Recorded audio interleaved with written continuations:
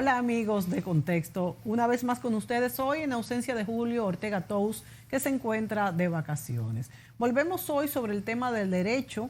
Hace unos días hicimos una entrevista hablando del caso de Emely Peguero y salió a relucir que si el nuevo Código Penal hubiese estado aprobado, pues la condena hubiese sido más fuerte. No solamente en este caso, sino en muchos otros. Se habla también de que el código actual, el que está vigente, el Código Penal, no incluye, por ejemplo, penas para el sicariato, de la manera como es ahora, vamos a decir, de la realidad del que manda a hacer un crimen, le tocan muy pocas penas o menos penas que debería de ser más. O sea, no existe el cúmulo de penas. También en el feminicidio hay muchas penas que están contempladas en este Código Penal, supuestamente ya aprobado por el Congreso, pero vuelto hacia atrás, específicamente por el problema de que no se ponen de acuerdo con lo del aborto. Se supone que el código estaba aprobado para pues dejar pasar el aborto en sus 3 causales, pero hubo una oposición fuerte de parte de un sector de la sociedad y por eso no se ha podido, vamos a decir, aprobar este código.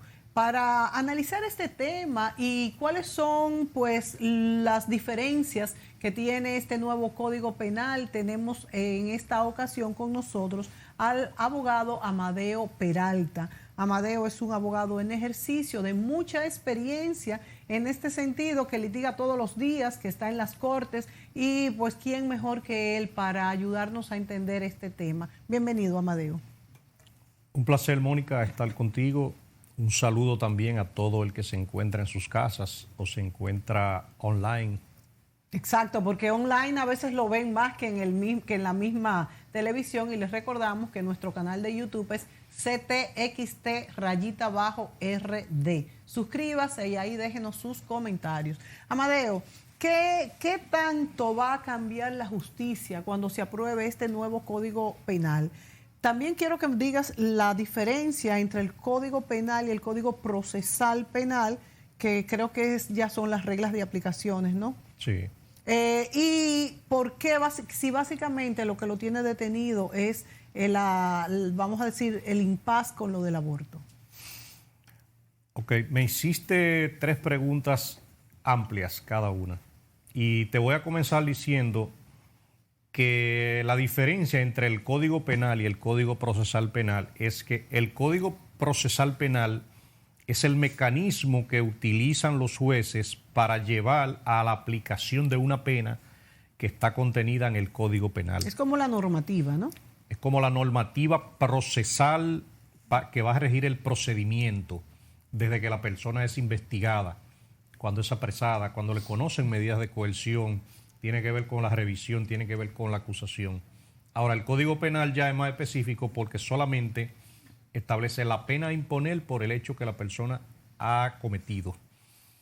Como quiera, yo aprovecho la ocasión para decirte que aunque el Código Procesal Penal entró en vigencia en el año 2004, yo me sumo a muchas voces que dicen que ese código debe ser revisado. Nosotros todavía en República Dominicana no estamos acostumbrados, ni lo estuvimos cuando entró en vigencia, a tantas libertades que le permite el código a un imputado. Por ejemplo, fíjate cómo en muchos casos un imputado inclusive logra salirse con la suya, sabiendo todo el mundo que es culpable, que es condenable, pero por pequeñas reglas del proceso se sale con la suya. Y yo mismo he vivido eso en carne propia. Inclusive yo que manejo muchos temas de fraude bancario, hay, por ejemplo, una persona que la apresaron en el Aeropuerto Internacional Las Américas al momento que intentaba escapar del país para evadir la persecución policial y judicial. Mas, sin embargo, cuando él intenta escapar del país es un domingo en la mañana, al amanecer del domingo, o sea, cuando la capital y las autoridades están dormidas, pero hay vuelos comerciales.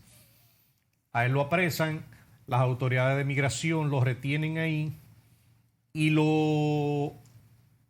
al otro día prácticamente lo mandan a migración porque él tiene una alerta migratoria. Pero cuando él llega a migración al otro día, prácticamente se le cumplieron justamente el plazo de las 48 horas cuando él llega a la fiscalía y le presentan medida de coerción. ¿Cuál fue el alegato de su abogado defensor?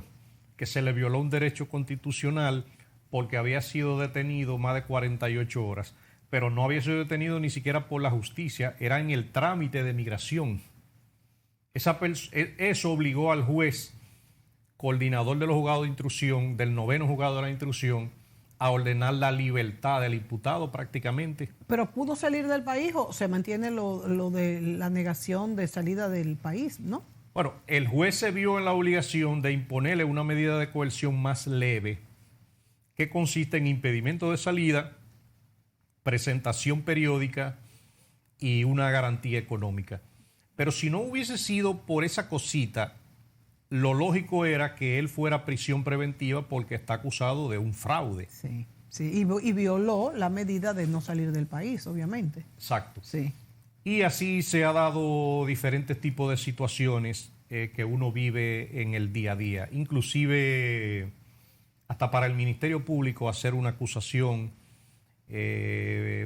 está muy atado de las manos con ese código procesal penal. De ahí que yo digo que debe ser revisado. De hecho, las medidas de coerción, Amadeo, también son criticadas diciendo de que no deberían de ser con apresamiento porque precisamente si no hay, vamos a decir, riesgo de que este imputado se escape, como en el caso que tú bien señalas, no hay por qué mantenerlo dentro de la cárcel. ¿Qué tanto? Y nos salimos un poco del tema, pero es una pregunta breve.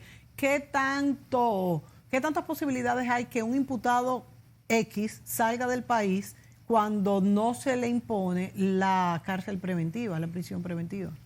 Casi siempre va a depender de la gravedad del hecho.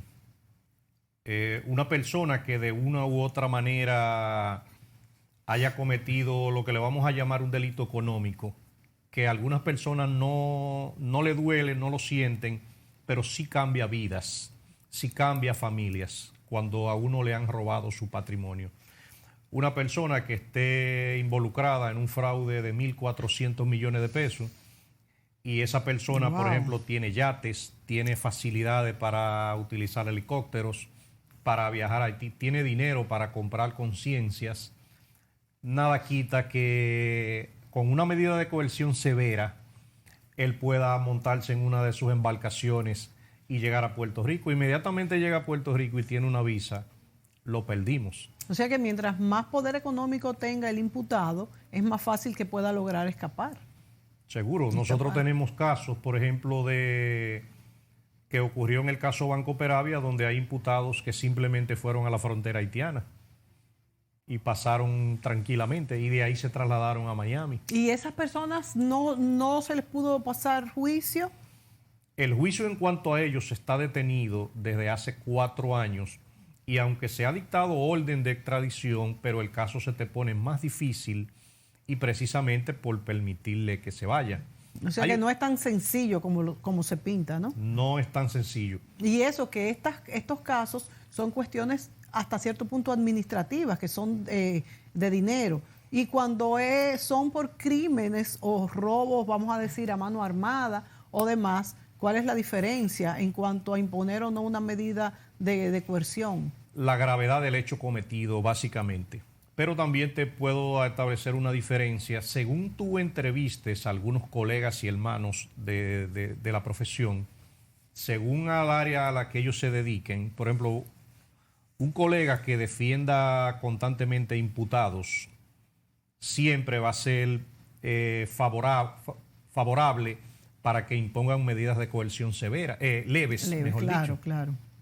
Porque con eso también el colega justifica el trabajo. Por supuesto. Pero el hecho que la persona cometió lo que trae indignación a la otra parte cuando ve cómo la justicia es tan benévola a pesar del delito cometido. Ahora bien, Amadeus, eso que dices es muy cierto, pero también es cierto que las cárceles, aún con todo lo que todas las medidas que se han tomado al respecto, están llenas de presos preventivos, que no se les ha pasado causa. ¿Cuál es tu posición ante eso? La mora judicial existe, pero la mora judicial yo también la vinculo mucho con los temas de presupuestos del Poder Judicial. Por ejemplo, un tribunal X, voy a mencionar al azar, el segundo tribunal colegiado del Distrito Nacional.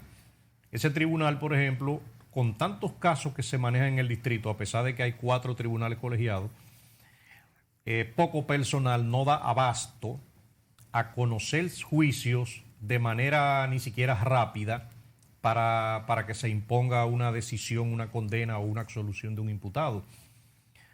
En cada tribunal de esos el personal muchas veces no pasa de 9 o 10 personas, más sin embargo tienen 1.300 expedientes a mano.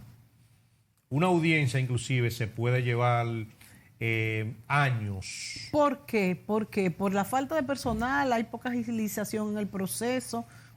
¿Cuánto se supone que si hubiera, vamos a decir, voluntad, incluyendo la voluntad personal, se tardaría un caso de este tipo? Bueno, en una buena práctica del derecho, un caso no debería pasar de 1 año. Pero a medida que un tribunal en un solo día conoce, por ejemplo, 25 audiencias cada día, llega un momento en que se va haciendo insoportable el trabajo. Y fíjate que en un colegiado hay 3 jueces, pero también, si yo te menciono un juzgado de instrucción, es un juez. El juzgado de instrucción tiene menos personal. Sí, sí. Y de ahí, cuando una audiencia la reenvían, por ejemplo, a 20 días, a 1 mes, y también muchos abogados promueven aplazamientos innecesarios, todo eso se va convirtiendo en una carga. Los aplazamientos innecesarios en las causas en general son más que los necesarios, tengo entendido. Bueno, yo le atribuyo posiblemente un 50%, porque en el ordenamiento procesal penal el imputado tiene tantos derechos que a veces hasta por no haber citado a una persona, por no haber notificado un documento, se promueve un aplazamiento obligatorio sin contar con el sacrificio que han hecho 10 o 15 abogados para estar presentes ahí junto con los magistrados y con los fiscales. Por una simple notificación, a veces hasta tal vez no, hasta posiblemente sea hasta subsanable. Que no es necesario realmente aplazarlo, quieres decir. Exacto. Y de ahí vienen muchas quejas de personas, no solamente en Santo Domingo, yo he visto eso hasta en la jurisdicción de Asua.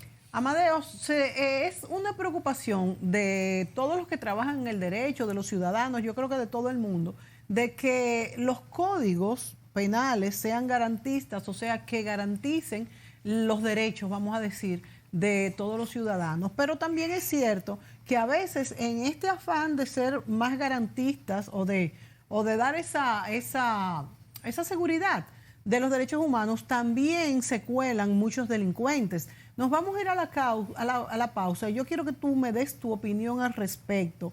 Y en cuanto a la aprobación de ese nuevo Código Penal, ¿qué cambiaría en este sentido? Volvemos.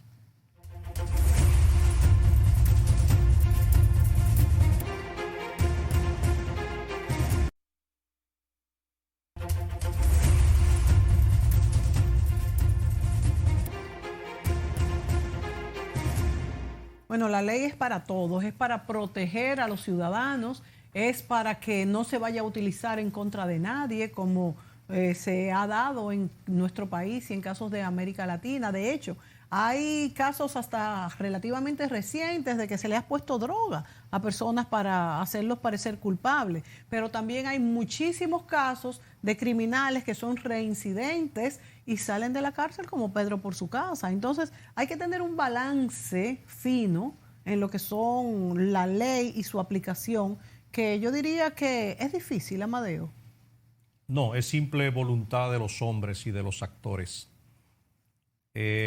a medida que tú hacías esa explicación, yo recordaba el caso de unos pilotos franceses que estaban involucrados en un cargamento con 156 maletas cargadas de cocaína que iban a Francia. Esos pilotos fueron condenados a 30 años, si mal no recuerdo, y ahí mismo también se le varió la prisión preventiva. Y ellos estaban en libertad condenados a 30 años. ¿Cuál fue el resultado de esa medida que la prevé el Código Procesal Penal? Simplemente se montaron en una embarcación y nos sacaron la lengua allá en Francia. República Dominicana se vio precisada inclusive a formalizarle un expediente a un abogado francés que colaboró con el escape de ellos en República Dominicana. Y recuerdo cuando fue apresado en Egipto. Ese abogado francés. Él fue como a unas vacaciones a Egipto y allá Interpol lo ubicó. Y recuerdo que el fiscal Milciades, el fiscal de la provincia, se trasladó a Egipto y de allá lo trajeron. Y aquí inclusive él tuvo que negociar una pena con las autoridades. Pero ¿a qué viene eso a colación? Una persona que lo condenen a 30 años de prisión por un cargamento de 56 maletas cargadas de cocaína, no es justo que se le varíe una medida de coerción. Pero la medida de coerción no es antes de que sea condenado culpable.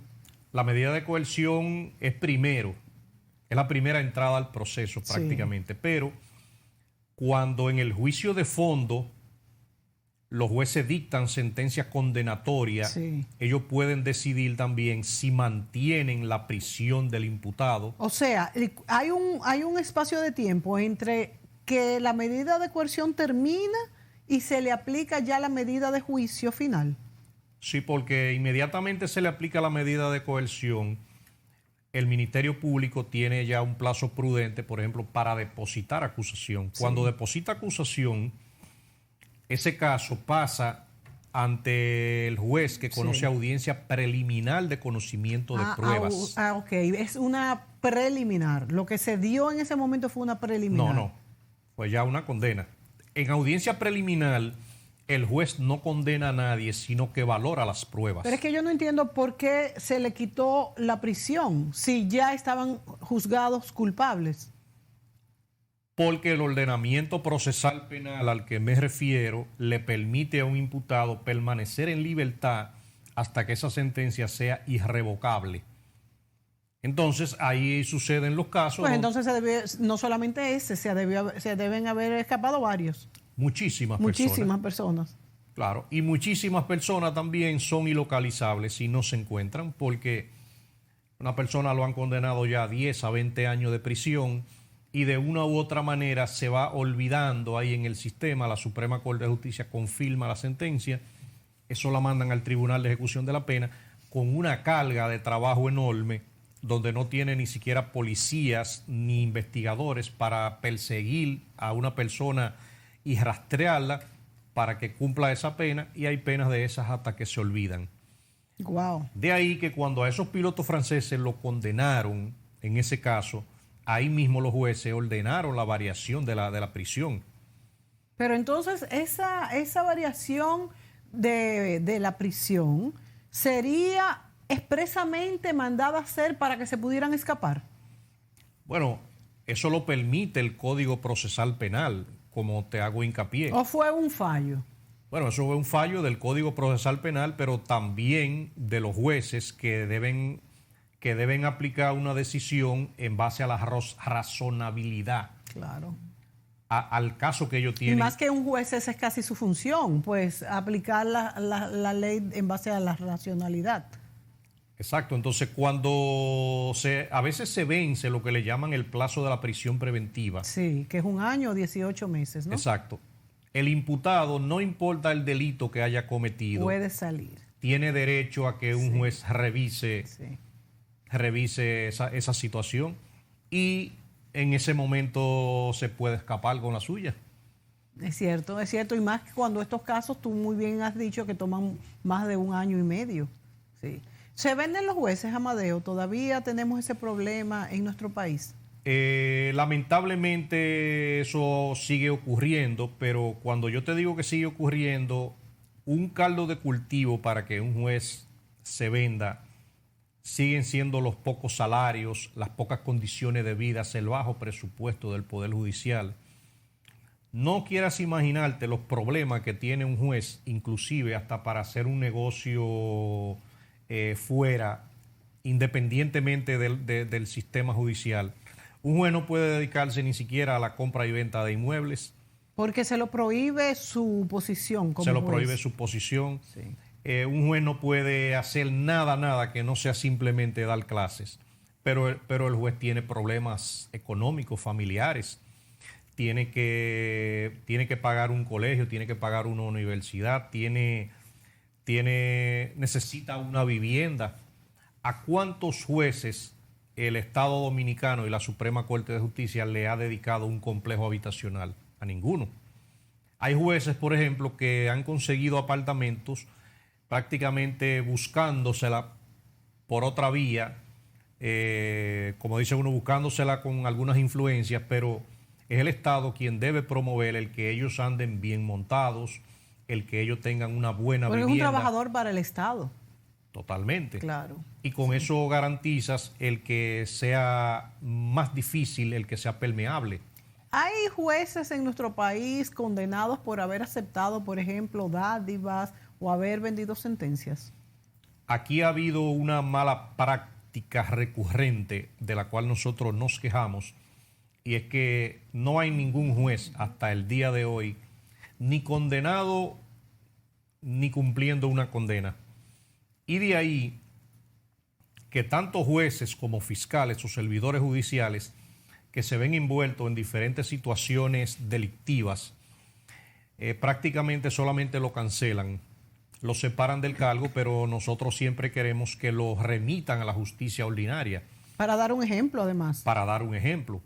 Porque cuando la gente no le tiene miedo a la ley, no la cumple. No la cumple y la viola recurrentemente. La sanción es importante. Y fíjate que tú has enfocado muy bien las dos partes, de que el juez tiene que ser protegido por el gobierno y para que pueda trabajar cómodo, ¿no? Y no tenga que salir a buscar por otro lado dinero, pues que el gobierno, por ejemplo, le provea una vivienda, un automóvil o algunas facilidades, pero también que se sancione al que falla. Es importante.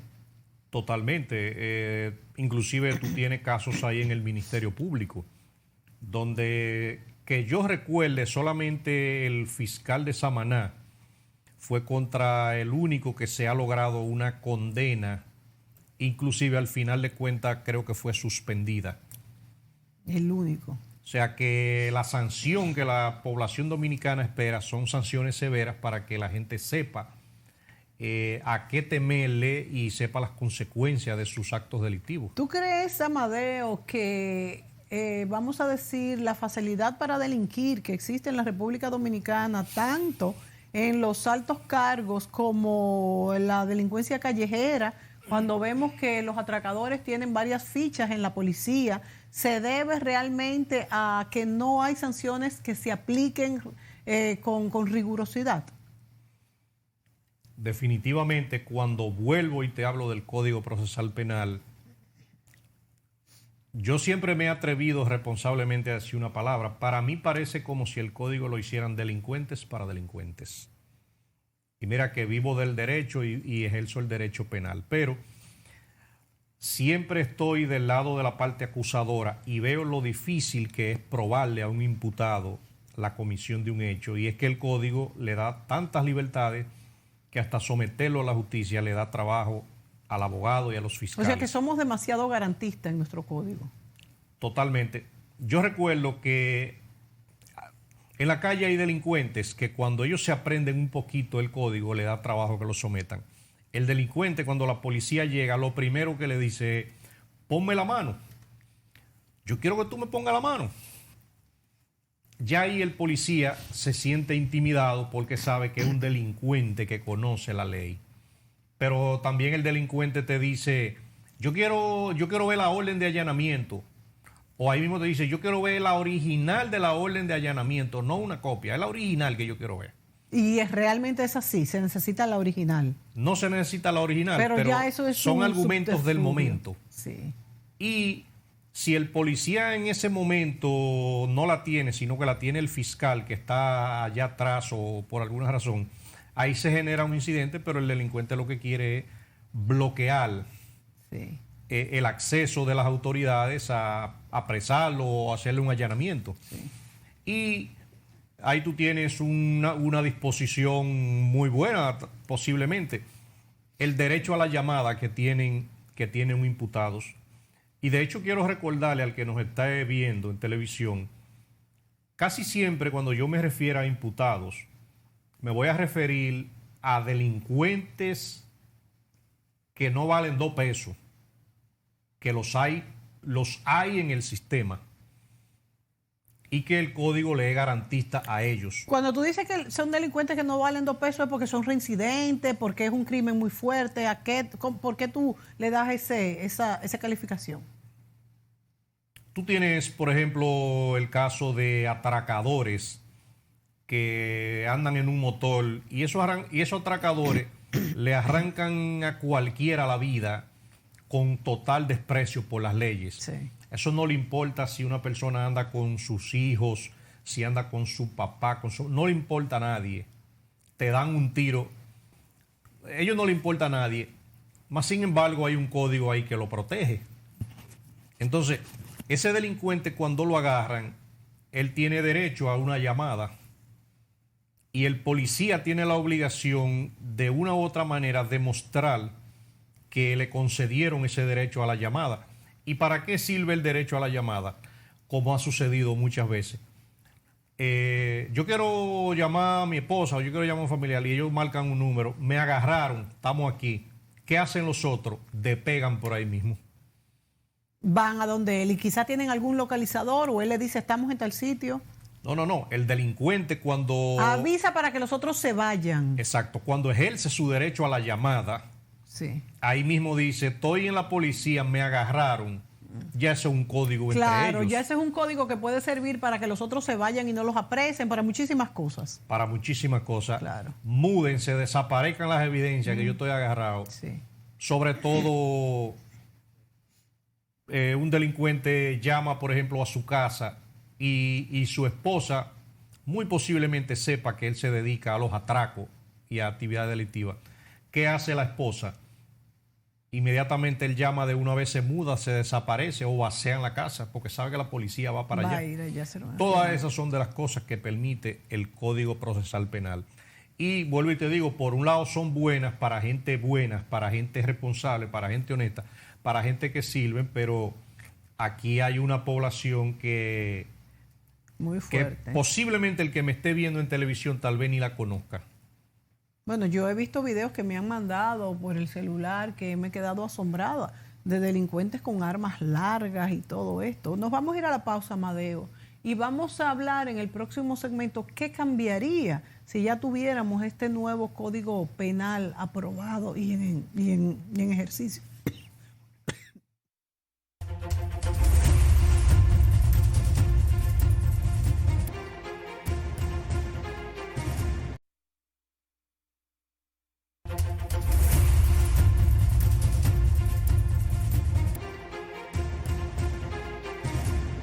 En esta ocasión nos acompaña el abogado Amadeo Peralta y hablamos sobre qué pasaría si ya tuviéramos en aplicación el nuevo Código Penal que está dando vueltas. ¿Cuántos años tiene el nuevo código?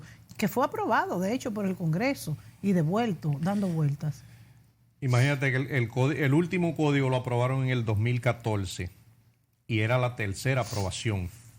Dios mío. Increíble. Y se devolvió. Y para que tú veas, ese código se devolvió por un error en el nacimiento de la ley. O sea, una cosa tan sencilla que República Dominicana ni siquiera se benefició de un castigo para los que cometieron ese desliz. Y te lo puedo explicar. Sí. Ese código fue al Tribunal Constitucional a conocer una acción referente al tema del aborto. Y el Tribunal Constitucional ni siquiera se abocó a conocer el tema del aborto porque declaró el nuevo Código Penal inconstitucional, contrario a la ley, porque en la creación de la ley, aquí hay un sistema bicameral. Las leyes o la aprueba primero la Cámara de Diputados y luego va al Congreso o viceversa. La aprueba el Senado y luego va a la Cámara de Diputados. De ahí, cuando es aprobada ya de manera definitiva, eso se envía al Poder Judicial para su promulgación y puesta en vigencia. Ese Código Penal recorrió esos trámites con un agravante que solamente fue aprobado por la Cámara de Diputados y de la Cámara de Diputados lo enviaron derecho al Poder Ejecutivo. ¿Y por qué pasó esto? Vamos a preguntarnos dónde están los empleados de la Cámara de Diputados o los filtros. ¿Pero fue como un error o fue expresamente? ¿Por qué pasó esto? Posiblemente sea un error, pero cuando eso llega a la consultoría jurídica del Poder Ejecutivo, ahí tienen la obligación de advertir que el tema no pasó por el Senado y debieron haberlo devuelto. ¿Tú sabes lo que hicieron? Se lo llevaron al presidente de la República, emitió un decreto y promulgó el código. Y el código estaba pendiente de entrar en vigencia dentro de un año.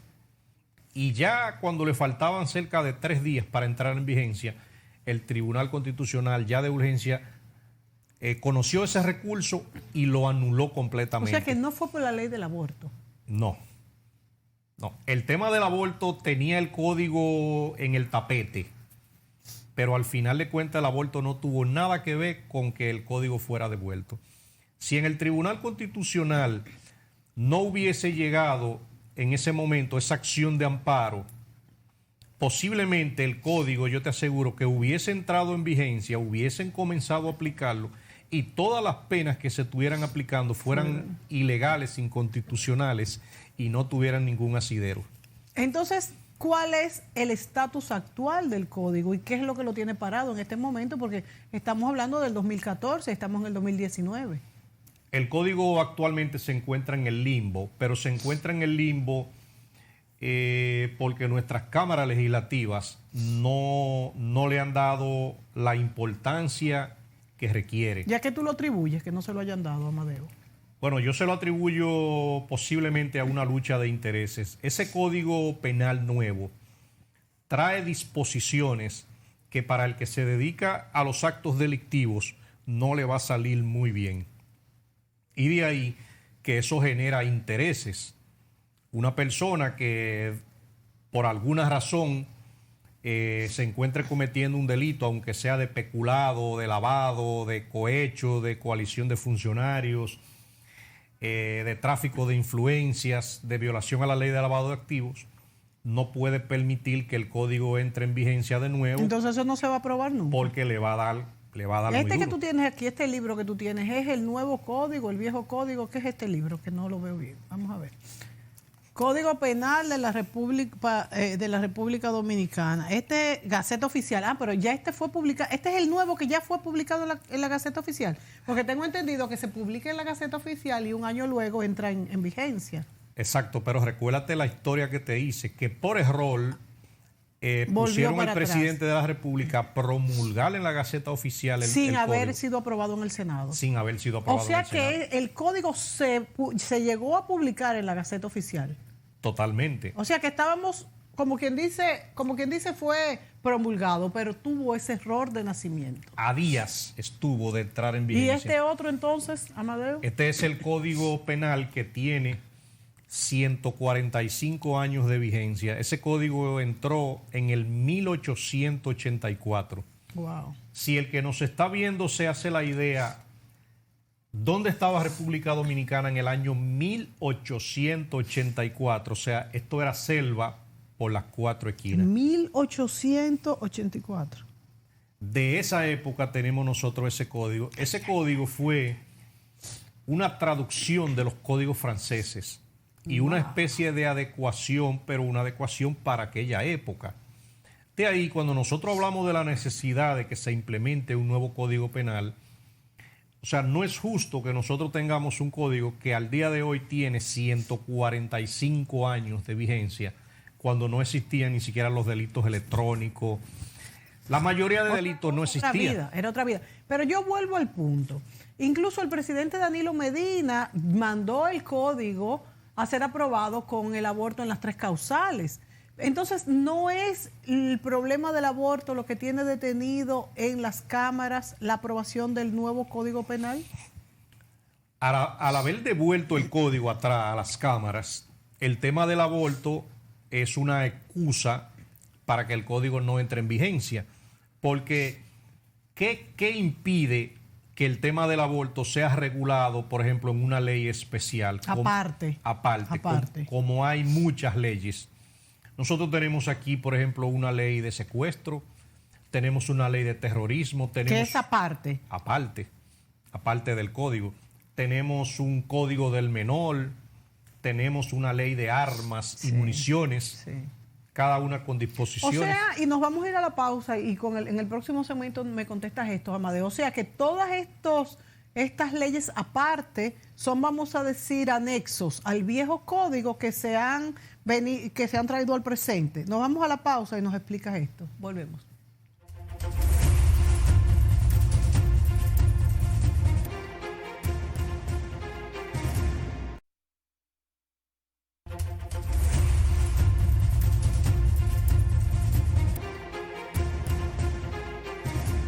Bueno, aquí en la pausa me enseña Amadeo Peralta cómo el nuevo código, el que se devolvió, ¿no?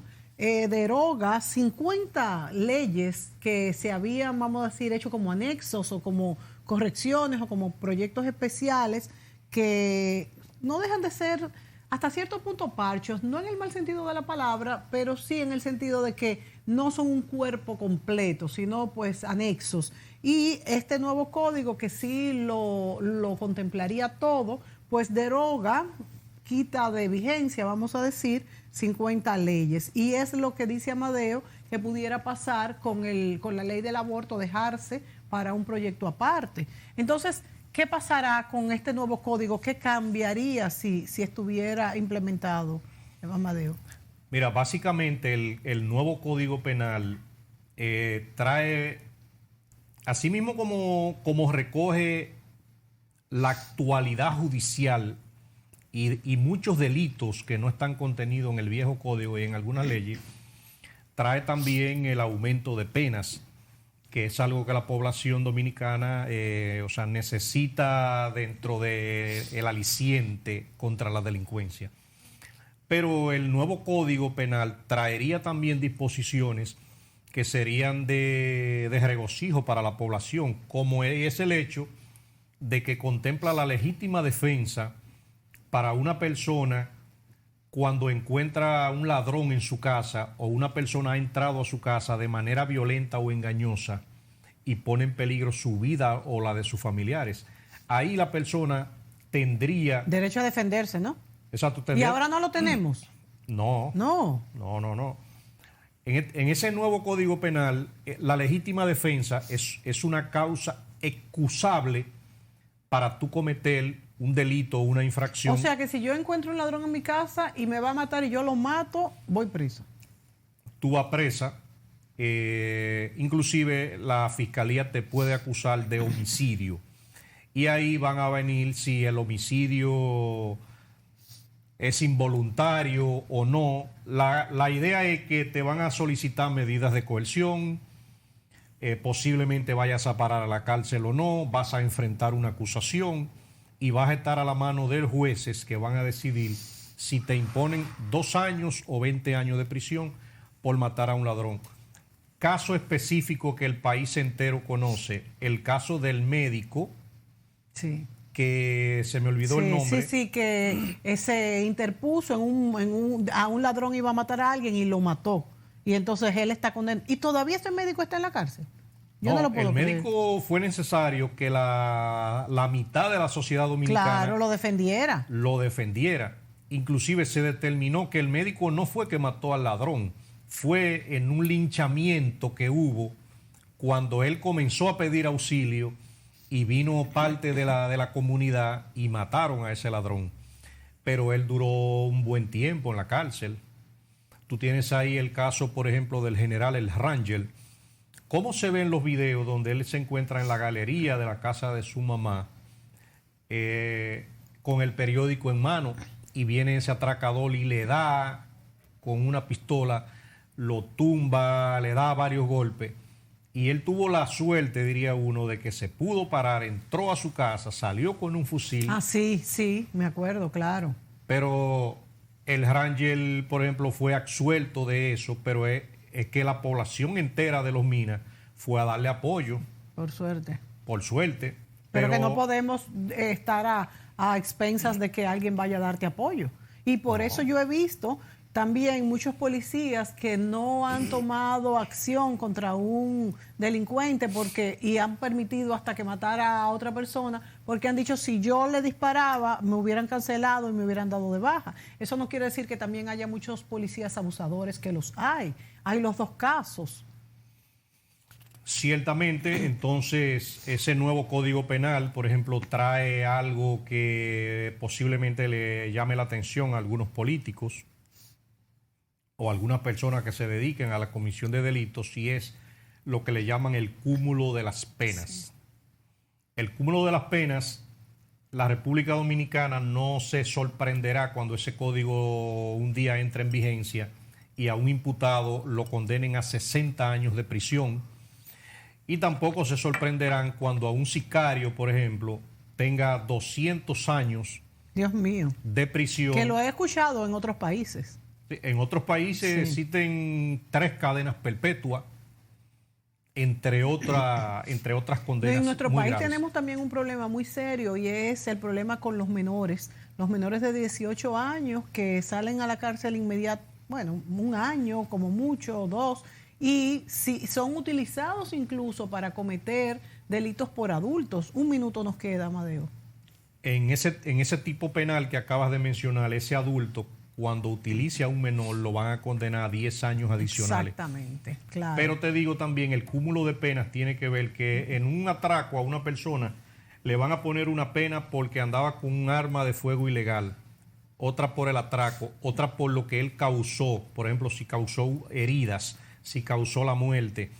De ahí que la pena máxima a imponerle de 60 años de prisión. O sea que tú crees, para terminar, Amadeo, que el nuevo código es una necesidad en distintas áreas de la justicia y que no se le está dando la premura necesaria. República Dominicana necesita un nuevo código penal.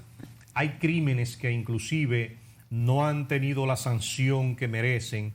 Tú tienes ahí el caso, por ejemplo, del Chaman Chacra, el cual con el nuevo código penal, si hubiese estado en vigencia, a él le hubiesen impuesto 60 años de prisión, no 30. Y además hay que mencionar que cuando ponen 30 años se apela y salen a los 20. Amadeo, se nos acabó el tiempo. Muy interesante tu exposición, muy clara principalmente. Te felicito por tu lenguaje llano, porque los abogados se caracterizan por tener un lenguaje que nadie los entiende. Yo digo que son subterfugios para, ¿verdad?, hacer las cosas supuestamente más interesantes y hacerse más necesario, porque como nadie los entiende, hay que hablar entre ellos. Así que será hasta la próxima ocasión. Un placer para mí también. Gracias a ustedes, amigos, por sintonizarnos, y será hasta la próxima entrega.